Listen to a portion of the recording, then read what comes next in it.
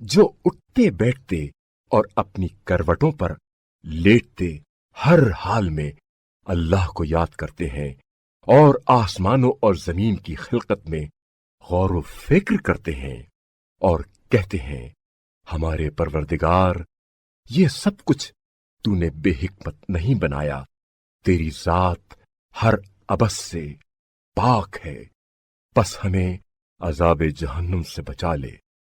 ए हमारे परवरदिगार, तूने जिसे जहन्नुम में डाला उसे यकीनन रुस्वा किया, फिर जालिमों का कोई मददगार भी ना होगा। ए हमारे रब, हमने एक निदा देने वाले को सुना जो ईमान की दावत दे रहा था, अपने परवरदिगार पर ईमान ले आओ, तो हम ईमान ले आए। तो ए हमारे रब, हमारे गुनाहों से दरगुजर फरमा और हमारी खताओं को दूर फरमा और नेक लोगों के साथ हमारा खातिमा फरमा। परवरदिगारा, तूने अपने रसूलों की मारिफत हमसे जो वादा किया है वो हमें अता कर और कयामत के दिन हमें रुस्वा ना करना, बेशक तू वादा खिलाफी नहीं करता। बस उनके परवरदिगार ने उनकी दुआ कबूल कर ली और फरमाया, मैं तुम में से किसी अमल करने वाले का अमल जाया नहीं करूंगा, ख्वाह वो मर्द हो या औरत, तुम एक दूसरे का हिस्सा हो।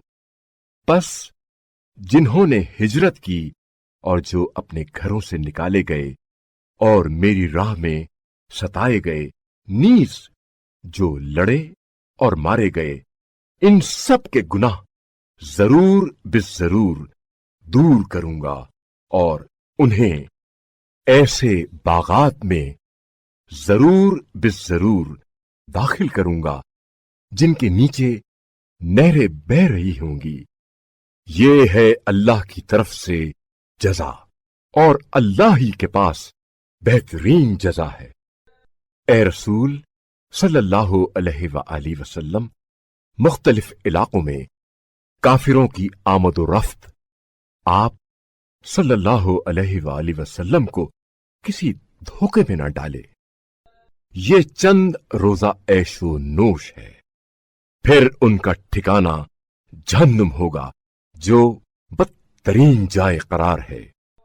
लेकिन इसके बरअक्स जो लोग अपने रब का खौफ रखते हैं, उनके लिए ऐसे बागात हैं जिनके नीचे नहरें बह रही हैं, जिनमें वो हमेशा रहेंगे।